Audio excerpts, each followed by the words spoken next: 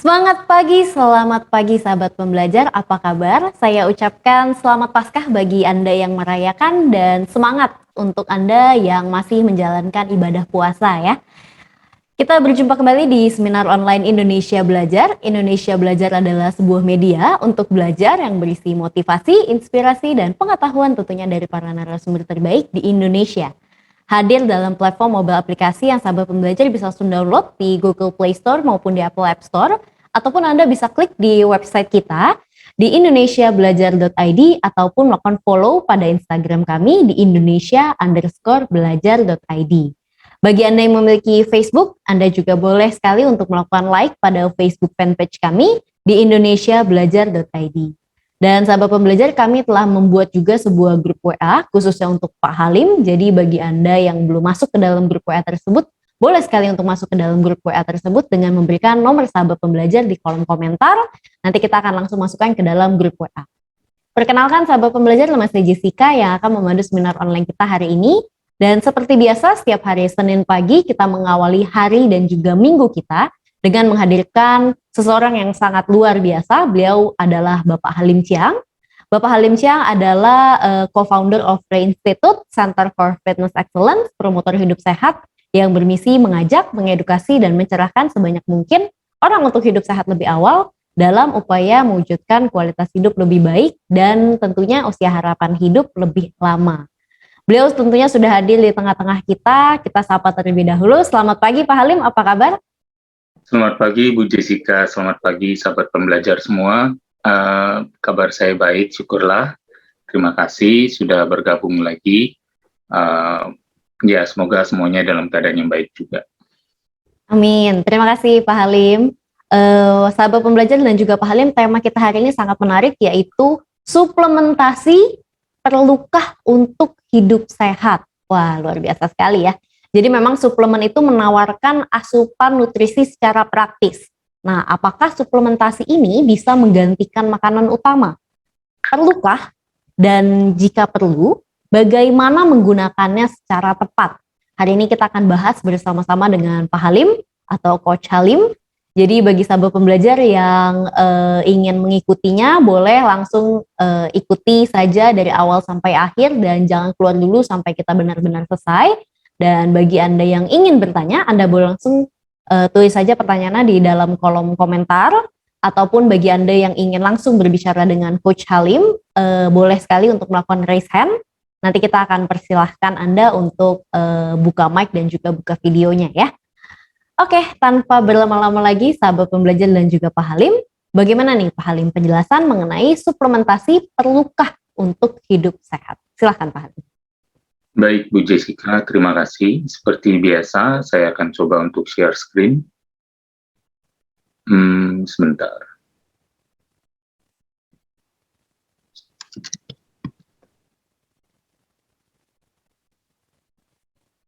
Supaya ada struktur ya, biar saya juga nggak lupa apa yang saya omongin. Oke, semoga sudah terlihat. Sudah terlihat Pak. Ya, makasih. Ya, suplementasi mungkin merupakan satu pilihan yang selama ini banyak populer gitu, bahkan selama beberapa dekade terakhir. Tapi apakah memang diperlukan gitu ya? Kita coba lihat dalam berbagai perspektif, dalam berbagai sudut, dan semoga bisa memiliki satu pemahaman yang lebih baik. Beberapa di antaranya memang bersifat opini, tapi saya coba juga untuk menyeimbangkan dengan beberapa penemuan ilmiah.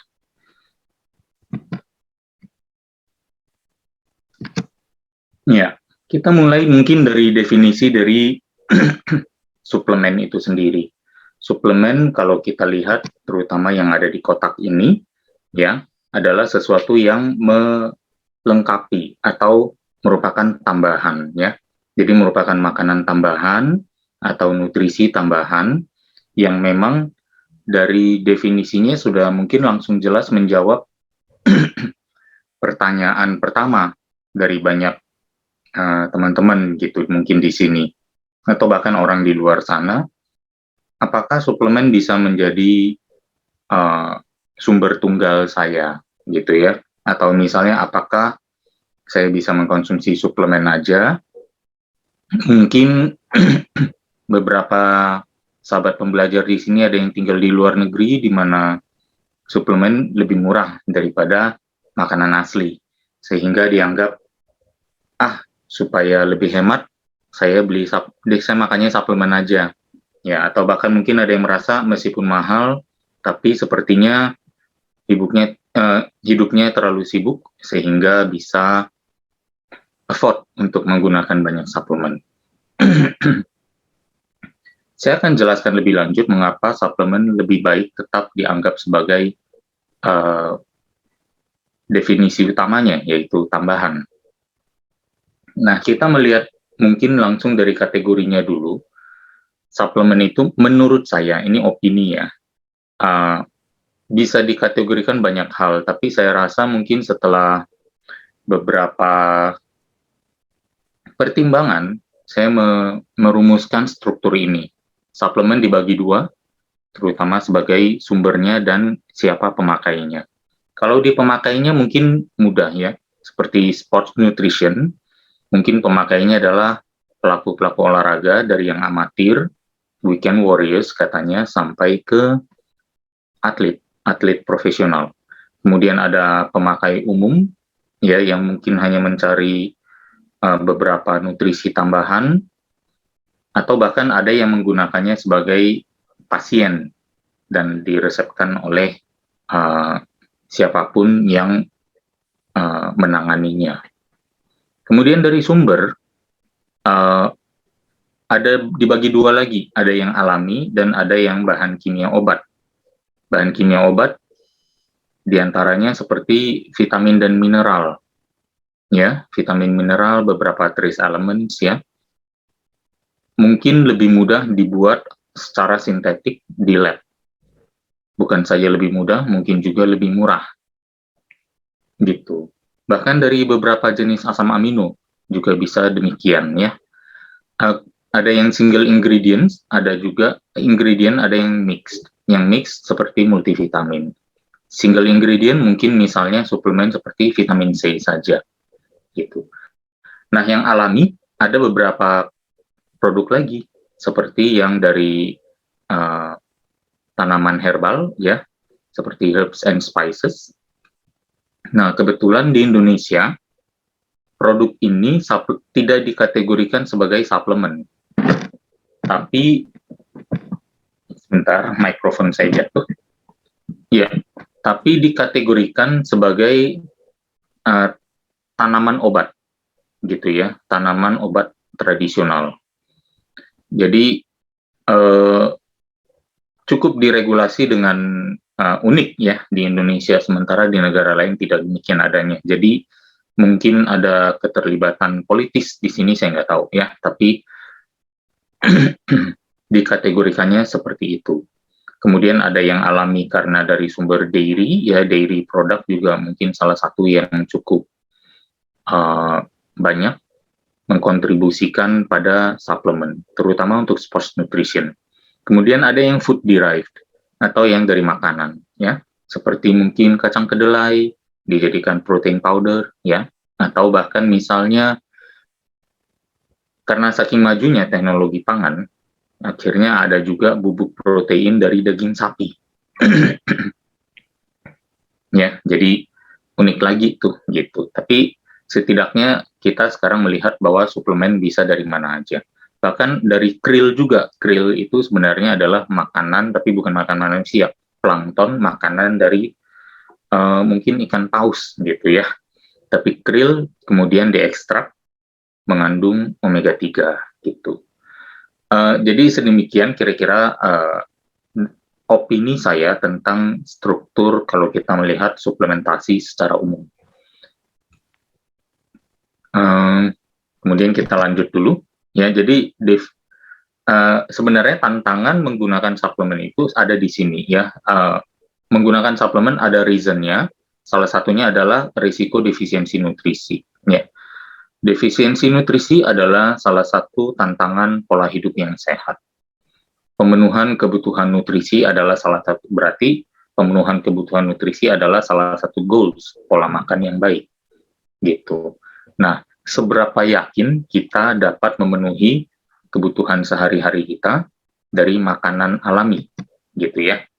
Menurut artikel yang ditulis di Nutrition Source, Harvard ya, School of Public Health, mereka hanya melisting sih sebenarnya, dan ini sudah diakui juga oleh kalangan ilmiah ya, bahwa ada beberapa penyakit yang memang berhubungan dengan kekurangan nutrisi ya. Ada yang bilang scurvy atau bukan, mungkin di Indonesia apa tuh namanya saya nggak tahu ya, tapi misalnya di Indonesia kalau dibilang dulu kalau kita belajar lack of vitamin C, kekurangan vitamin C, gusi berdarah gitu ya. Kemudian beri-beri kurang vitamin B misalnya dan lain sebagainya. Kita juga menyadari bahwa bahkan kekurangan certain asam amino juga bisa, bahkan beberapa mineral ya, selenium, zinc termasuk mineral yang cukup populer dan kita mungkin cenderung rentan kekurangan juga. Bahkan ada juga yang menyatakan CoQ10 misalnya ya. Jadi banyak risiko atau kondisi penyakit yang muncul karena kekurangan nutrisi gitu. Jadi apakah logika menjadi logis apabila kita kemudian merephrase kekurangan nutrisi sebagai salah satu pemicu munculnya penyakit, maka kita akan mengatakan apabila kita mengatasi kekurangan ini, maka penyakit itu nggak muncul dan bisa teratasi. Harusnya logika kita berpikir demikian dan benar adanya. Dan beberapa dasar pertimbangan melibatkan suplementasi dalam lifestyle. Masih sama dari artikel yang sama, yaitu satu, berpola makan dengan asupan yang tidak konsisten. Dalam hal ini ada pengelompokan lagi, mungkin anak-anak kecil yang orang tuanya kurang mengerti nutrisi sehingga salah dalam memberi pola makan, lalu menyatakan bahwa anak kecil untuk menutupi kemungkinan kekurangannya dari makanan karena nggak suka makan sayur, dijejelin aja susu yang banyak gitu ya. Itu juga mungkin menjadi salah satu quick fix ya, yang sebenarnya jadinya kok yang suplemen itu menjadi yang utama gitu ya. Kemudian juga ada yang sifatnya mungkin dari kelompok usia lanjut yang katanya giginya sudah banyak yang tanggal, sulit sekali memakan makanan yang crunchy seperti sayuran ya, kemudian sehingga tidak memiliki nafsu makan yang baik dan mereka rentan kekurangan gizi juga. Kemudian ada juga yang medikasi menahun. Kita juga perlu menyadari bahwa ternyata beberapa jenis medikasi menghambat tubuh menyerap beberapa jenis nutrisi. Itu yang mungkin sebagian orang belum ketahui, tapi mungkin layak untuk mengetahui. Masa hamil karena makan untuk 2 orang katanya, sehingga akhirnya membutuhkan nutrisi lebih dari biasanya. Kemudian ada masalah penyerapan nutrisi tubuh, biasanya mungkin berhubungan dengan disfungsi atau beberapa turunnya kinerja organ-organ pencernaan dan penyerapan di tubuh. Dan yang berwarna sedikit hijau di kiri bawah ini adalah tambahan dari saya untuk melengkapi artikel tersebut, kandungan makanan alami yang menurun.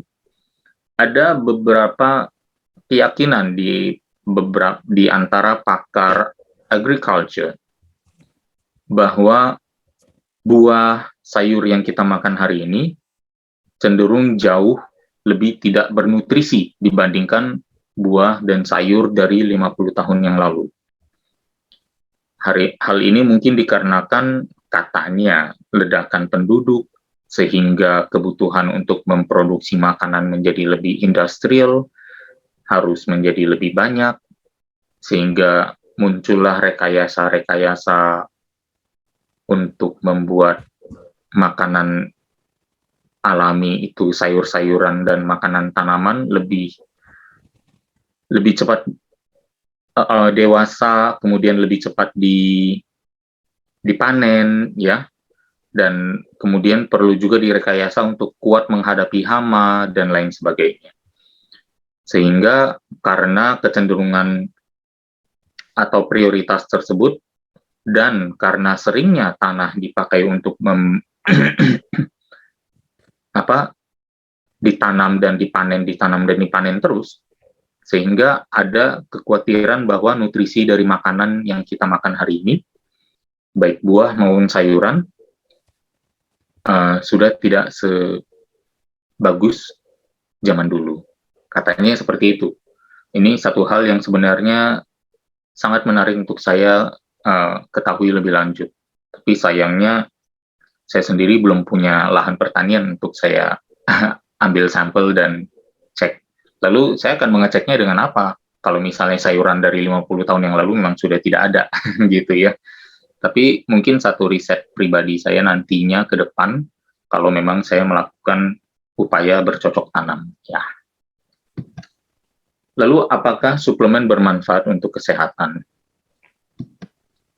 Ada studi di tahun 2017 spesifik dengan misalnya whey protein. Ya, ada banyak juga studi tentang meal replacement ya yang cukup bagus, menyatakan bahwa ternyata konsumsi produk tersebut bisa bermanfaat. Dan dalam hal studi ini yang dilakukan tahun 2017, demikian adanya ya, bahwa protein powder ternyata memiliki tempat atau memiliki khasiat gitu ya dalam pola hidup yang sehat.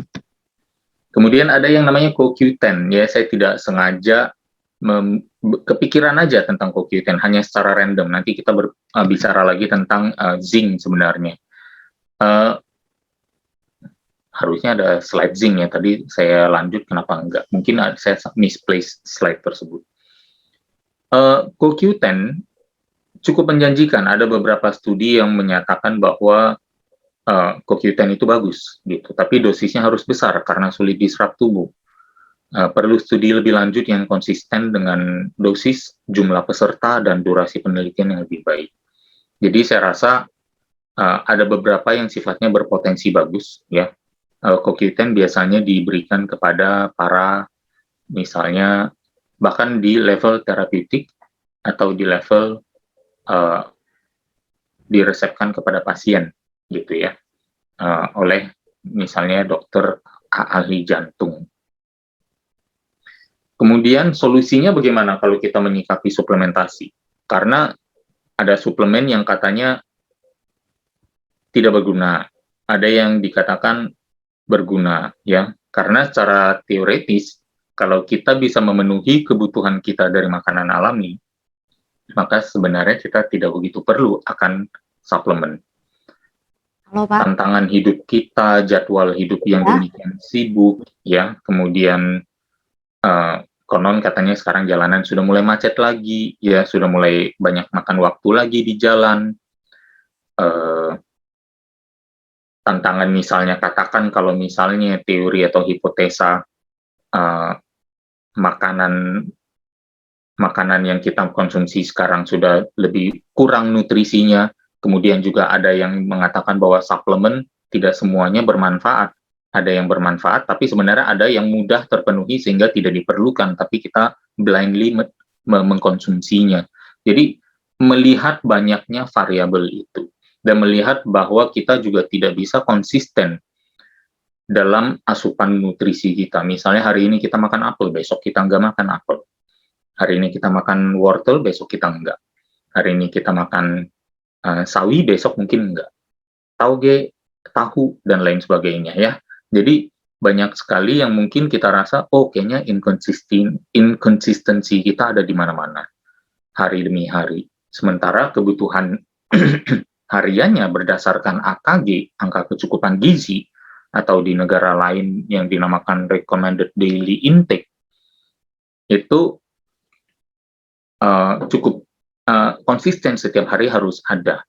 Jadi bagaimana kita memenuhinya gitu. Nah, mempertimbangkan itu saya rasa ada tempat untuk suplementasi, tapi kita mungkin perlu menyikapinya dengan baik sehingga kita dalam hal memilihnya menjadi tepat, tepat guna juga, dan tentunya benar-benar kalau kita setelah konsumsi kita merasakan manfaatnya, ya bisa dilanjutkan ya. Nah ini misalnya mungkin, nah ini slide zinc yang tadi saya sebutkan. Ya, zinc misalnya memiliki satu level kepentingan yang tinggi, ya level manfaat yang tinggi pada kesehatan manusia. Zinc adalah nutrisi yang penting untuk berbagai kelompok usia dan tahap kehidupan. Ternyata prevalensi kekurangan zinc yang ditemukan tahun 60-an, kalau tidak salah tahun 66 atau 68, atau bahkan 61, ya, masih menjadi salah satu tantangan nutrisi dunia hari ini. Suplementasi zinc merupakan salah satu solusi di samping bahkan yang disarankan adalah biofortifikasi pada bahan pangan. Dalam arti menambahkan zinc dalam misalnya pupuk agar diserap oleh tanaman sayur atau tanaman pangan, untuk nanti waktu kita konsumsi ada kandungan zinc lebih tinggi dalam tanaman pangan tersebut. Jadi kita bisa melihat bahwa sebenarnya ada mungkin beberapa nutrisi yang memang kita perlu tahu kita rentan kekurangan, sehingga itu yang menjadi salah satu prioritas kita juga. Tapi kita lihat bagaimana solusi menyikapinya. Kalau dari saya mungkin kita pertama dahulukan dulu dari memenuhi kebutuhan sumber alami. Variasi, kombinasi, rotasi, terutama dalam hal sayuran dan protein. Kita kalau makan protein sebaiknya tidak hanya bergantung heavy pada satu sumber, jadi pada berbagai sumber. Demikian juga dengan sayuran. Jangan kita makan toge terus ya. Hari ini toge, besok toge, lusa toge lagi gitu ya. Atau bahkan hari ini sawi, besok sawi, lusa sawi lagi. Divariasikan. Kemudian dikombinasikan ya. Kemudian misalnya hari ini toge dan wortel dan sawi. Besoknya mungkin ya katakan tomat, ya paprika, mungkin dan daun selada.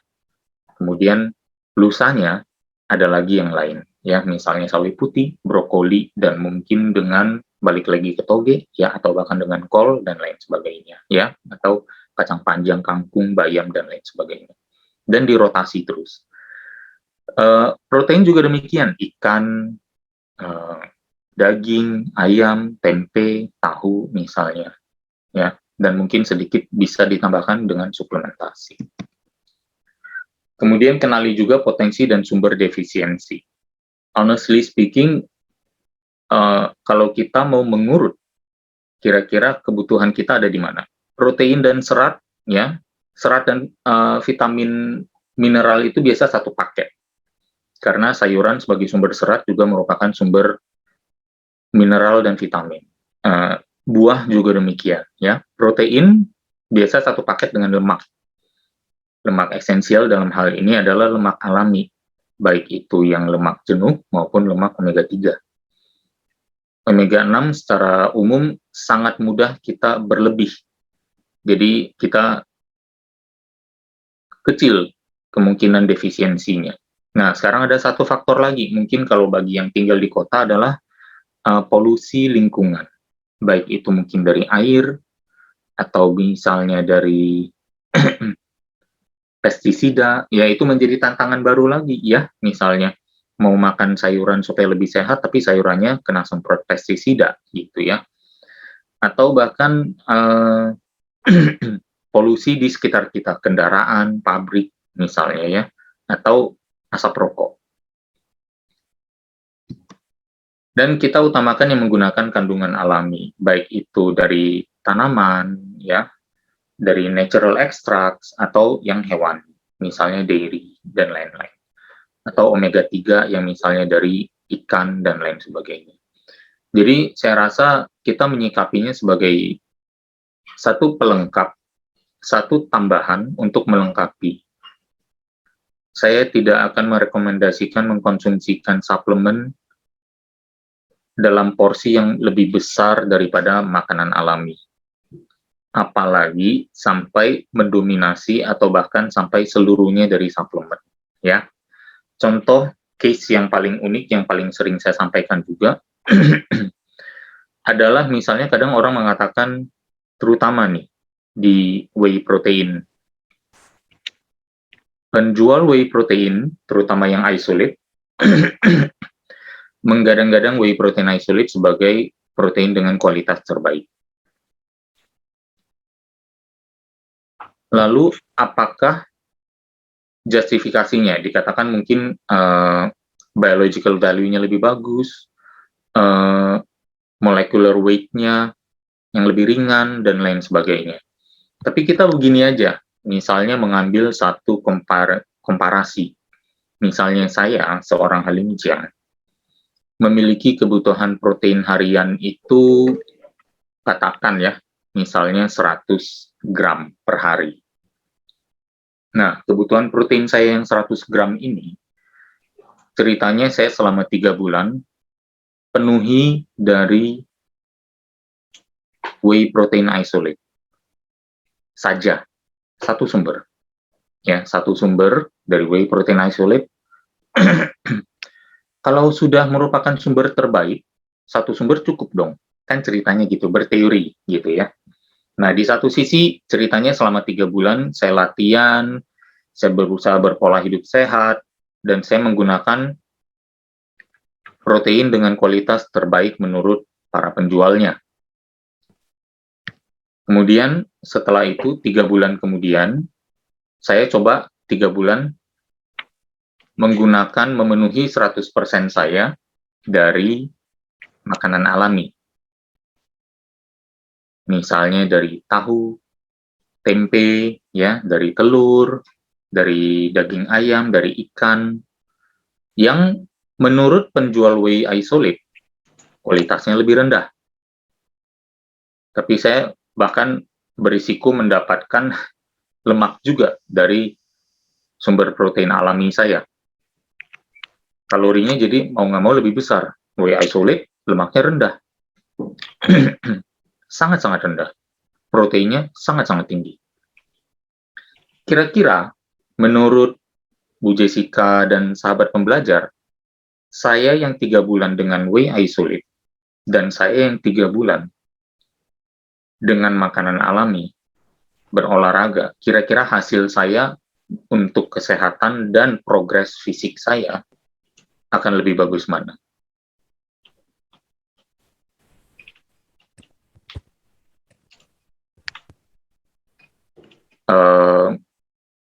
Mungkin pada mute, jadi nggak bisa jawab. Tapi saya rasa saya akan ibaratnya bertaruh. I would bet my money on diri saya yang mengkonsumsi protein alami dari berbagai sumber untuk mendapatkan hasil lebih bagus. Ya, jadi ini hanya semacam satu challenge untuk kita berpikir, ya, satu what if yang membuat kita mungkin menganalisa sebenarnya seberapa tepat mengatakan whey isolate itu sebagai sumber protein terbaik. Kalau ternyata gabungan dari protein-protein yang lebih inferior juga bisa menghasilkan sesuatu yang lebih, gitu ya. Ada beberapa hal juga, misalnya yang membuat sesuatu yang alami itu lebih baik. Ya, bahkan Dr. Tanjung Subrata di salah satu lecture beliau di Rai Institute menyatakan bahwa orang yang mengkonsumsi misalnya vitamin C dari jeruk dan dari buah cenderung sembuh lebih cepat daripada yang mengkonsumsi vitamin C dari suplemen, gitu. Kemarin saya cek coba beberapa studi tentang vitamin C antara yang alami dan suplementasi. Ada yang mengatakan juga kira-kira sebenarnya cukup berimbang. Biasanya suplementasi vitamin C dikatakan jangan melebihi 200. Karena saat 200 mg penyerapannya masih maksimal, melebihi itu penyerapan persentasenya menjadi lebih turun. Dan mungkin protokol studi yang digunakan di yang sembuh lebih cepat dengan jeruk itu mungkin dosis vitamin C-nya udah terlalu tinggi. Saya nggak tahu ya, tapi ada kompleksitas di sana. Tetap aja buat saya bagaimanapun so far menggunakan yang sumber alami shouldn't go wrong gitu ya. Dan kalau mau suplemen pun coba gunakan yang dari sumber alami daripada menggunakan yang misalnya BKO. Tapi kalau misalnya yang tersedia BKO dan budgetnya ada di yang menggunakan BKO, ya nggak apa-apa juga, bagus saja ya. Jadi my closing remarks ya, dalam membangun pola makan yang baik, beberapa tantangan besar ada pada mengetahui kebutuhan pribadi, memenuhi kebutuhan, bagaimana mencegah defisiensi yang berarti membahas jumlah, mendapatkannya dari bahan alami yang berarti sumber, ya, mengasupnya dengan cara yang benar berarti penyajian, serta tahu kapan dan seberapa sering mengkonsumsinya berarti jadwal dan frekuensi. Ini semua masuk dalam 4 elemen diet atau 4 elemen pola makan yang baik. Dan suplementasi juga demikian bisa membantu di dalamnya. Ya, suplementasi bisa memainkan peranan yang besar bila kita tahu menyikapinya dengan tepat. Nah, kira-kira seperti itu. Apabila nanti ada pertanyaan lebih lanjut, silakan ya, bisa dilanjutkan di sesi chat. Tapi kira-kira demikian dari saya. Kembali lagi pengingat bagi yang belum follow, ya mungkin bisa mengikuti subscribe di Coach Halim Chiang. Saya baru start YouTube channel saya 2 minggu ini. Terima kasih untuk masukan dan responsnya. Semoga saya nggak kehabisan gas dalam memproduksi atau menghasilkan video-video untuk teman-teman semua. Terima kasih untuk perhatiannya. Saya kembalikan lagi ke Bu Jessica. Siap, terima kasih luar biasa sekali Pak Halim atau Coach Halim. Dan sahabat pembelajar, bagi Anda yang ingin bertanya, Anda boleh langsung tulis saja pertanyaannya di dalam kolom chat ya. Nanti kita akan langsung bacakan dan juga kita bahas satu persatu. Nah, Pak Halim, tadi kan Pak Halim sudah sampaikan bahwa lebih baik kita memakan makanan alami saja ya Pak ya. Nah, pertanyaannya adalah, apakah kalau misalkan makanan alami itu harus dimakan secara langsung atau dapat juga biasanya di jus? Karena beberapa orang kan biasanya mau makan sayur-sayuran itu apabila kalau misalkan di jus seperti itu. Dan apakah kalau misalkan di jus seperti itu nutrisinya pun akan jadi berkurang, Pak Halim? Ya, thank you Bu Jessica. Ada beberapa teori yang mengatakan kalau jus itu jangan dengan blender karena blender memiliki rotasi yang besar sehingga berpotensi merusak nutrisi karena panas yang dihasilkan. Saya rasa solusinya mungkin ada 2. Ya, secara refleks saya akan berpikir bahwa mungkin blenderlah dengan air dingin atau dengan sayuran yang dingin gitu ya, yang dari kulkas. Jadi waktu di blender proses hangatnya pun tidak sampai merusak nutrisinya gitu ya. Saya sebenarnya tertarik untuk misalnya challenge beberapa dari orang yang mengatakan hal seperti itu untuk membuktikan kalau nutrisinya udah di blender itu udah dibawa ke lab belum untuk dicek sebenarnya nutrisinya turun atau rusak dan lain sebagainya gitu. Sementara banyak sekali sayur yang memang tidak bisa dimakan kalau tidak dimasak gitu kan. Kalau dimasak nutrisinya suhu temperaturnya akan lebih tinggi lagi ya gitu. Itu solusi satu kalau memang kita concern, kalau memang temperatur dari rotasi blender terlalu tinggi yang merusak nutrisi itu nyata ya. Tapi kalau tidak ya, kalau memang kalau nggak bisa begitu ya kita bisa menggunakan cara lain tapi mungkin budgetnya lebih besar, yaitu membeli slow juicer gitu ya. Jadi katanya slow juicer memiliki rotasi yang lebih kecil sehingga tidak keburu menimbulkan suhu temperatur panas yang akan merusak nutrisi. Kira-kira seperti itu mungkin 2 solusi dari saya. Siap, terima kasih Pak Halim. Nah, ini juga sudah ada pertanyaan lanjutan mungkin dari pertanyaan yang tadi berkaitan. Ini dari Ibu Mercia. Kalau diparut bagaimana? Ya, bisa saja. Saya rasa kembali lagi kita hanya bisa berkreasi. Saya juga nggak tahu bagaimana kita bisa mengukur temperatur gesekan antara sayuran dan buah dengan parutan. Jadi saya nggak begitu tahu, tapi saya rasa itu bisa menjadi opsi. Terima kasih Pak Halim, Ibu Mercia, semoga terjawab. Nah, ini sebelum kita lanjut ke pertanyaan berikutnya, ini sudah ada komentar dari Bu Erlin, thank you Coach, dan komentar juga dari guest. Langsung saya subscribe YouTube-nya Coach Halim, terima Terima kasih. kasih, guys. Nah, ini kita lanjut lagi ke pertanyaan berikutnya, kita ke pertanyaan Ibu Elfrida. Mau tanya Pak Halim, bagaimana mengkonsumsi secara arif kombinasi suplementasi dan bahan alami? Thanks Pak. Ya, terima kasih Bu Elfrida. Saya rasa mungkin kita bisa membuat satu acuan bahwa kalau kita kurang makan sayur, otomatis kebutuhannya ada di serat dan multivitamin. Kalau kita kurang makan protein, otomatis kita akan membutuhkan dari protein powder, gitu. Kalau kita kurang akan tadi lemak esensial, maka kita memerlukannya mungkin dari omega 3, gitu ya, suplementasi. Kalau misalnya kita hidup cenderung di perkotaan dengan tingkat polusi yang tinggi, berarti mungkin kita perlu yang namanya antioksidan. Antioksidan juga banyak dari vitamin A, vitamin C, vitamin E, zinc, ya, selenium, katanya copper juga merupakan antioksidan. Bahkan teh hijau juga antioksidan, ya. Bahkan kalau dari suplementasi banyak sekali ya, ada ekstrak biji anggur, grapeseed, katanya ada juga yang dari kulit anggur, resveratrol.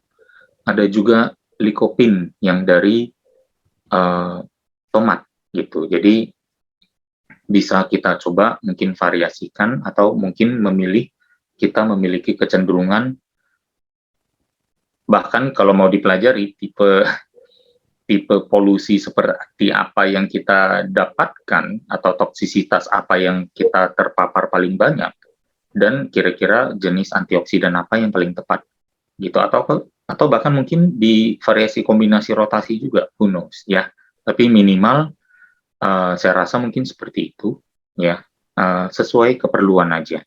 Dan saya rasa suplementasi paling maksimal pun terutama dalam hal protein ya, baiknya jangan melebihi 20% dari kebutuhan protein sehari. Misalnya tadi saya kalau menggunakan contoh, saya kebutuhan seharinya 100 gram untuk protein, maka sebaiknya asupan dari suplementasi mungkin jangan lebih dari 20-25% atau 20-25 gram gitu kira-kira Bu. Mungkin itu kembali lagi itu sih opini dari saya aja, tapi bisa divalidasi misalnya karena berhubungan dengan mencegah defisiensi, kan kira-kira gitu. Ya, atau berusaha memenuhi saja kebutuhan yang rentan defisiensi. Semoga terjawab Bu Elfrida. Terima kasih Pak Halim, semoga terjawab Bu Elfrida. Saya akan ingatkan kepada sahabat pembelajar yang masih ingin bertanya, boleh langsung tulis saja pertanyaannya di dalam kolom komentar ya. Kita akan bahas satu persatu. Nah, ini juga sudah ada pertanyaan dari Ibu Putih. Saya akan bacakan. Pagi Coach, bagaimana memenuhi protein orang-orang yang makannya itu hanya sekali sehari? Saya juga termasuk yang omet nih Coach. Sekali makan saya maksimal sanggupnya makan 3 butir telur dengan kuningnya. Tempe 1 potong tipis, sop ikan, dan kadang pakai ayam. Selebihnya sayuran. Lalu saya tambahkan dengan whey 1 gelas setelah latihan. Tapi setiap saya ukur di mesin pengukur lemak, katanya saya protein masih belum mencukupi, Coach. Kalau nggak salah cuma 13-an. Saya nggak paham deh. Mohon penjelasannya, Coach, agar orang-orang omet bisa terpenuhi protein perharinya, Coach. Terima kasih. Mohon maaf panjang pertanyaannya. Silahkan. Ya, baik. Terima kasih Bu Jessica. Terima kasih Bu Putih Intan. Mungkin kita bahas dulu mengapa butuh OMAD. OMAD itu sebenarnya OMAD, ya, one meal a day. Bagian dari intermittent fasting yang mungkin mengejar autofagi sehingga makannya hanya 1 meal per hari. Jadi asumsi saya adalah 23 jam berpuasa, 1 jam makan. Bahkan mungkin 23,5 jam kalau makannya cuma setengah jam aja. Ini yang menjadi salah satu tantangan kita ya, bahwa sebenarnya mungkin di tubuh kita yang sudah lean tidak membutuhkannya. Jadi kembali lagi ini adalah yang namanya needs analysis. Seberapa kita butuh melakukan OMAD, one meal a day. Gitu. Dan saya rasa mungkin target yang paling tepat sebenarnya adalah orang-orang yang kelebihan berat badan, dalam hal ini kelebihan lemak tubuh, overweight maupun obesitas dalam hal kelebihan lemak tubuhnya. Atau bahkan yang kekurangan berat badan tapi lemaknya masih banyak. Mungkin one meal a day akan lebih cocok untuk mereka. Dan saya rasa ini, saya nggak tahu apakah bisa dijalankan jangka panjang secara sehat. Ya, karena kita mengetahui ada berbagai risiko defisiensi muncul begitu kita hanya OMAD, ya, one meal a day. Dan mungkin akhirnya kita jadi meng-create kebutuhan akan suplemen itu sendiri, gitu. Which is fine aja, gitu. Kalau memang merasa dalam setengah jam atau dalam 1 jam, misalnya setengah jam pertama kita makan, setengah jam kedua kita cecer tubuh kita dengan banyak multivitamin, dengan antioksidan, dengan omega 3, dengan whey protein, dan lain sebagainya. Nggak tahu. Please tell me kalau misalnya it works, gitu ya. Kalau memang, kan kalau kita mendeteksi defisiensi itu perlu waktu. Nah, kalau kita mau OMAD setiap hari selama 6 bulan baru ketahuan, takutnya udah muncul masalah kesehatan lagi yang baru, ya. Saya sering berpikir sebenarnya kita ada paham nutrisi yang di satu ekstrim kiri, satu ekstrim kanan. Terakhirnya kita harus objektif untuk balik lagi ke tengah, jalan tengahnya, gitu loh. Ya, jadi saya tidak mengendorse sesuatu yang jauh di ujung kiri maupun di ujung kanan, gitu. Jadi kita back to, mungkin bahasanya mereka itu adalah moderation, ya. Mungkin bahasanya, kalau bahasa saya adalah jalan tengah. Jalan tengah dalam arti kalau 2 meals a day dosa ya, gitu. Atau misalnya kalau 3 meals a day tapi dalam waktu 4 jam atau dalam waktu 6 jam, sehingga kita puasanya 18 jam kurangnya. Atau apakah kita bisa dengan hacking di tengah-tengah puasa 2 jam sebelum berbuka kita berolahraga untuk kita naikkan, kita gaspol jam puasanya itu 4 jam, 5 jam. Karena 1 jam puasa sama dengan mungkin lebih kurang 1 jam olahraga saat berpuasa sama dengan mungkin 4 jam, 5 jam berpuasa tanpa olahraga. Jadi dengan kita menambahkan 4 jam, 5 jam di tengah-tengah kita berpuasa, mungkin kita bisa afford untuk 2 meals a day yang saya rasa membawa kita bukan saja di ekstrim kiri ini, kan ya setidaknya kita bisa bawa sedikit lagi ke tengah, gitu. Jadi saya mungkin kalau misalnya dalam paham nutrisi dan lain sebagainya, kita perlu menganut yang namanya non-dualis, gitu ya. Kita tidak loyal atau fanatik atau ekstrim di sini, kita juga tidak fanatik di ekstrim yang lain. Saya juga nggak fanatik di titik yang tengah ini, gitu, karena setiap orang masih berbeda-beda dan disesuaikan dengan kemampuan masing-masing dan kebutuhan masing-masing, gitu. Jadi saya rasa kalau seingat saya Bu Putih Intan terakhir ketemu sih sudah cukup lean ya, gitu. Jadi one meal a day itu mungkin bisa dilakukan secara sparing saja, misalnya setiap 3 hari, gitu ya. Kemudian di hari-hari yang lain mungkin 2 meals a day, gitu, untuk sedikit tidak terlalu ekstrim saja, gitu. Apalagi kalau lemaknya sudah rendah, gitu ya, bahkan kebutuhan ke sana untuk sudah mungkin terlalu sedikit. Kadang kita harus melihat dengan kacamata dari mana sumber artikel itu datang, gitu ya. Terkadang yang menyarankan atau pencetus one meal a day itu ceritanya kan mungkin dari orang Amerika, dan ternyata dia nggak olahraga gitu loh. Dan ternyata dia nggak punya concern terhadap uh, pemenuhan kebutuhan gizi, atau bahkan siapa tahu di dalam bukunya ditulis heavy on supplementation dan kita nggak kebaca sampai ke sana.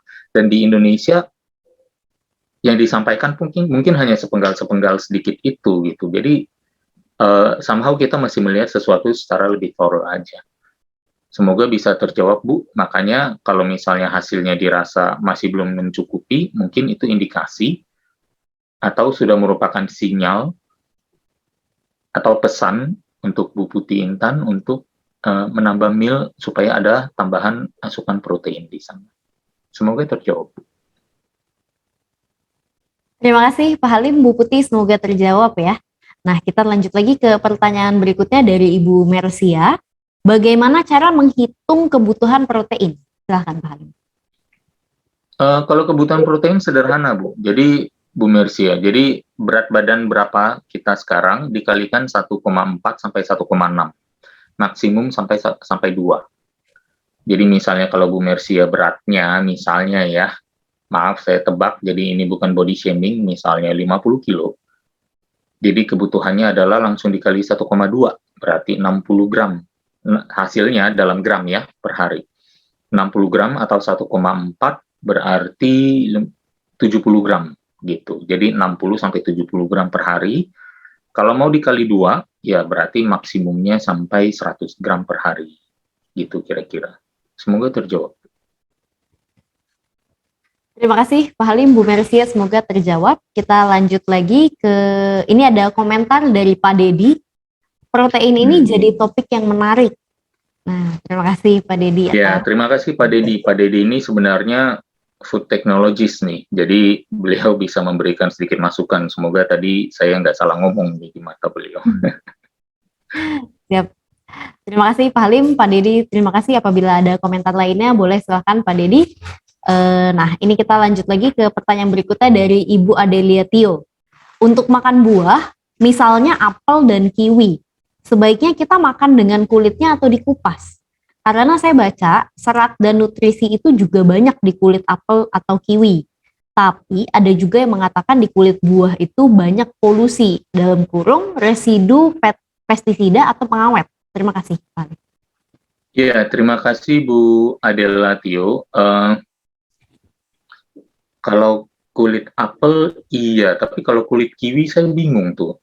Nanti lama-lama kita bahas tentang kulit nanas dan kulit durian. Waduh, serem deh. Tapi kalau yang bisa dimakan kulitnya, by all means iya, gitu ya. Tapi saya rasa mungkin bahkan pepaya saja sudah tidak bisa dimakan. Jadi mungkin ini terbatas pada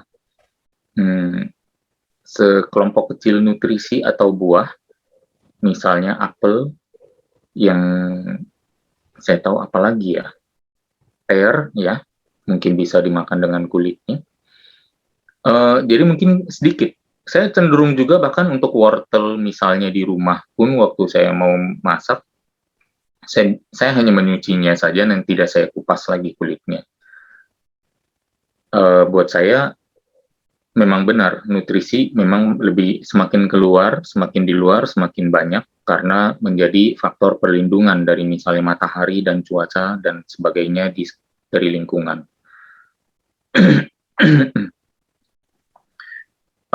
Kalau misalnya residu pestisida, saya rasa sudah banyak ya produk-produk pencuci sekarang yang bisa mencoba merontokkannya.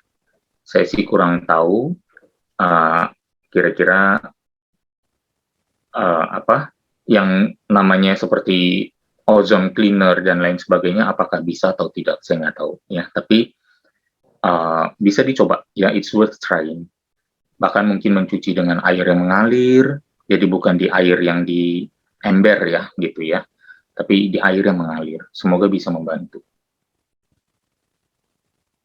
Terima kasih Pak Halim, semoga terjawab Ibu. Nah, kita ini Pak Dedi komentar, luar biasa Coach Halim sudah mencakup semua. Salut Coach, saya juga banyak belajar dari Coach. Terima kasih Pak Dedi. Nah, kita lanjut lagi ke pertanyaan Ibu Mersia. apakah kita bisa overdosis kelebihan protein dalam tubuh kita? Lalu kalau satu telur itu kira-kira berapa ya gram proteinnya? Iya, ini cukup menarik ya. Ada banyak ketakutan di masyarakat tentang kelebihan protein, terutama hubungannya dengan kesehatan ginjal, katanya bisa merusak ginjal gitu ya. Protein memang membutuhkan kinerja ginjal yang bagus gitu ya, tapi banyak banyak protein atau mengkonsumsi, bahasanya mengkonsumsi makanan protein tinggi gitu ya, atau pilihlah makanan-makanan berprotein gitu, atau kedepankan, dahulukan makan protein dulu supaya asupan bisa lebih tinggi misalnya. Hal-hal seperti itu selalu dalam upaya untuk memenuhi kebutuhan yang ada. Makanya ada rumusannya tadi, 1,2 gram per kilogram berat badan, 1,4 gram per kilogram berat badan, atau 2 gram per kilogram berat badan. Percayalah, untuk memenuhinya aja nggak gampang. Saya ambil contoh tadi pertanyaan Ibu Mercia ya, yang menanyakan tentang kebutuhan protein per hari ya. Kebetulan Bu Mercia juga yang mungkin nanya lagi tentang overdosis.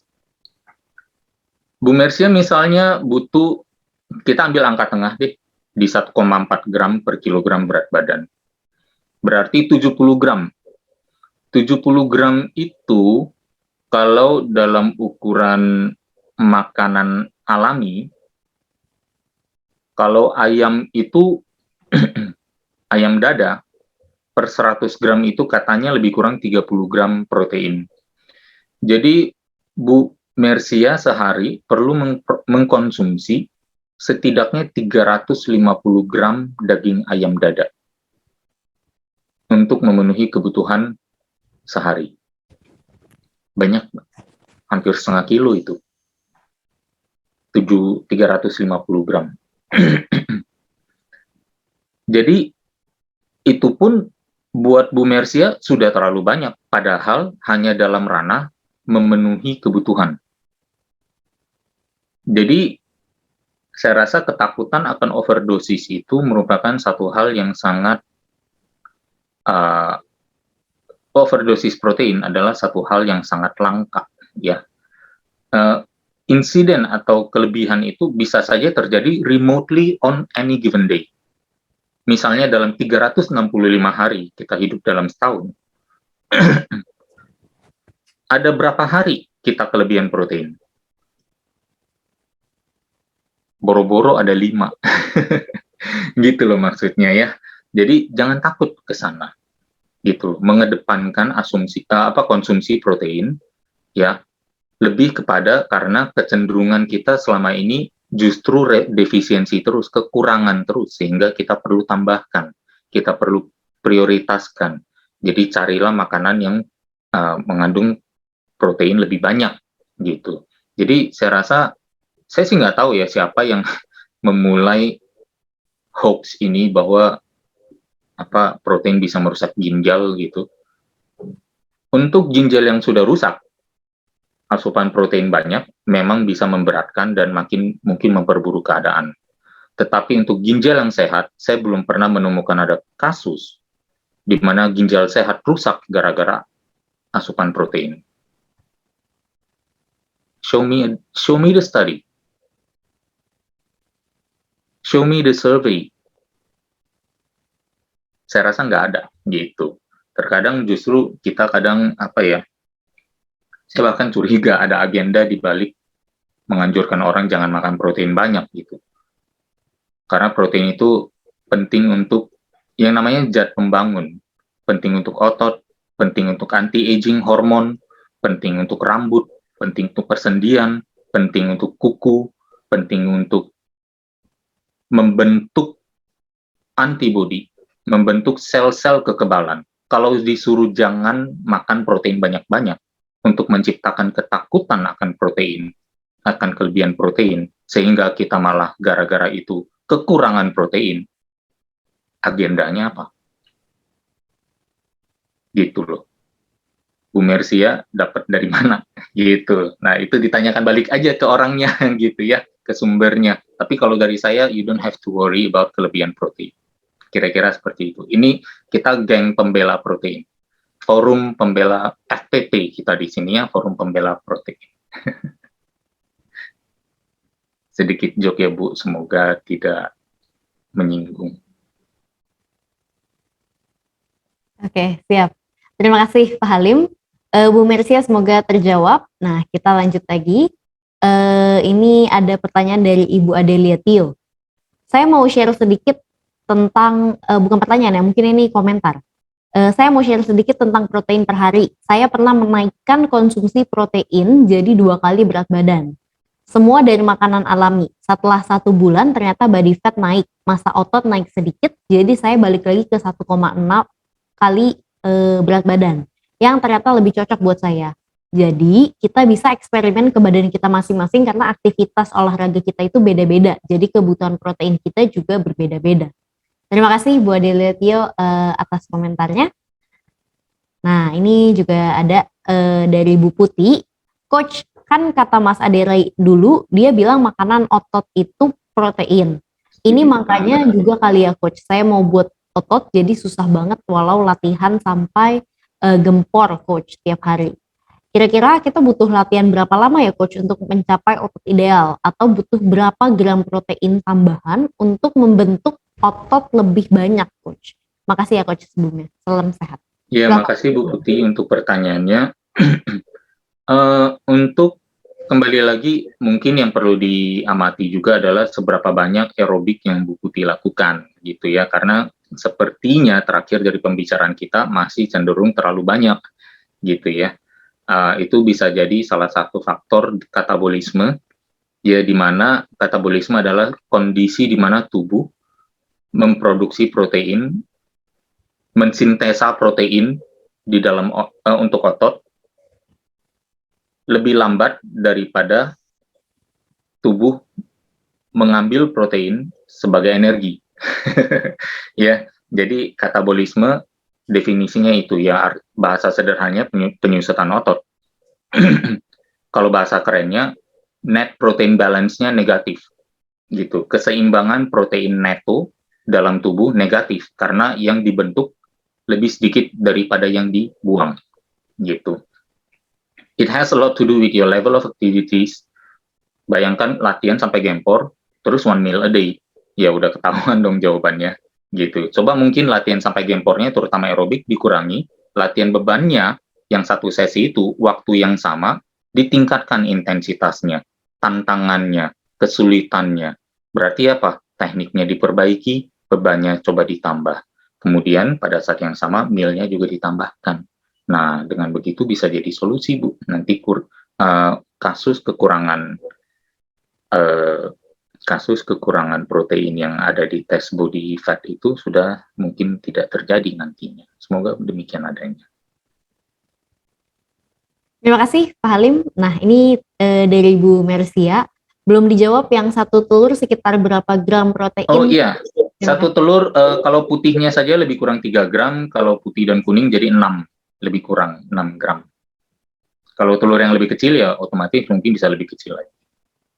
Saya mengasumsi misalnya 1 butir telur itu 60 gram ya, which is size-nya cukup besar. Jadi boleh diasumsi misalnya jumlah proteinnya berapa? 10% dari bobot kotor telur termasuk kulitnya. Kira-kira seperti itu. Kalau kita bikin gampang. Siap, terima kasih Pak Halim, Bu Mersia, semoga terjawab ya. Nah, bagi sahabat pembelajar yang masih ingin bertanya, boleh langsung tulis saja pertanyaannya di dalam kolom chat. Tapi saya akan ingatkan kembali kepada sahabat pembelajar, materi Pak Halim kita hari ini akan langsung dikirimkan ke dalam grup WA. Jadi bagi Anda yang belum masuk ke dalam grup WA, boleh sekali untuk memberikan nomor WA sahabat pembelajar, kita akan langsung masukin ke dalam grup WA tersebut. Dan sahabat pembelajar juga untuk hari ini kita juga akan masukkan ke YouTube-nya Indonesia Belajar, yaitu Indonesia Belajar Official. Jadi bagi Anda boleh sekali untuk melakukan subscribe dan juga like video-videonya ya. Oke, terima kasih. Mungkin ini sudah tidak ada pertanyaan, Pak Halim. Mungkin hari ini sudah cukup. Terima kasih. Perjumpaan kita tutup. Mungkin Pak Halim boleh memberikan sebuah closing statement, silahkan. Ya, baik. Terima kasih Bu Jessica. Terima kasih sahabat pembelajar semua sudah mengikuti sampai sekarang. Intinya adalah suplementasi adalah satu hal yang positif, yang baik untuk kita tambahkan ke dalam pola hidup sehat kita. Terutama apabila kita memiliki kecenderungan atau risiko atau prevalensi kekurangan, dalam hal ini defisiensi. Ya, kita menjaga hanya untuk mencegah defisiensi, kita hanya mencoba untuk mencukupi kebutuhan sehari-hari, ya, baik itu bisa kita analisa dari misalnya apakah perlu menambah meal, atau mungkin di situ dulu, didahulukan menambah meal dulu, gitu ya, atau menambah porsi dari makan-makanan yang kita perlukan.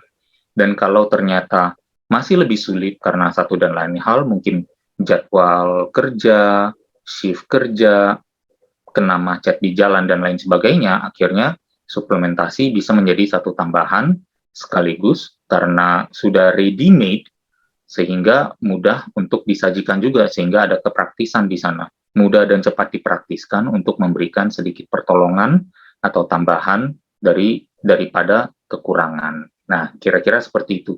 Jadi tidak untuk kita konsumsikan sampai kita berlebih juga. Karena hati-hati dalam beberapa nutrisi, ya, berlebih itu menjadi toksik juga gitu. Jadi kita perlu mencari balance yang baik, makanya diperlukan kemandirian di sini, mengenal pola hidup kita sendiri, kebiasaan hidup, jadwal hidup, apa yang sudah kita asup, adalah catatan mental sedikit. Nggak perlu dicatat di kertas atau di buku, sampai seolah-olah ada nutrition journal, nggak harus seperti itu. Tapi minimum kita ada dedikasikan perhatian kita ke sana supaya kita bisa assess kebutuhan kita seberapa banyak dalam mengkonsumsi suplemen, ya. Pola makan yang baik setidaknya sudah mengcover 80% sampai 100%. Kalau tidak bisa baru suplementasi, kalau bisa hanya mengisi di 20%-nya saja maksimal, gitu ya. Demikian dari saya, semoga bisa bermanfaat adanya.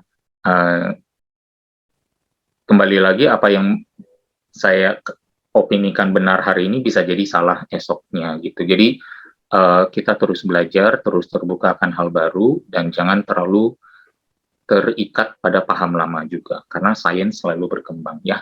Nah, terima kasih atas perhatiannya sekali lagi. Sampai bertemu mungkin minggu depan atau minggu depannya lagi. Terima kasih. Siap. Terima kasih luar biasa sekali Pak Halim atas waktunya dan juga materinya. Ini sangat amat menginspirasi kita semua di sini. Dan sahabat pembelajar, saya akan ingatkan juga untuk melakukan subscribe di YouTube channelnya Pak Halim. Dan sahabat pembelajar boleh juga untuk langsung ketik di grup di dalam kolom komentar dengan memberikan nomor WA-nya sahabat pembelajar. Kita akan langsung masukkan ke dalam grup karena nanti materinya Pak Halim akan di-share juga di sana. Oke, siap. Terima kasih Pak Halim, luar biasa sekali. Kita jumpa lagi di minggu depan. Terima kasih sahabat pembelajar dan sampai jumpa. Saya Jessica dan tim Indonesia Belajar mohon undur diri. Terima kasih.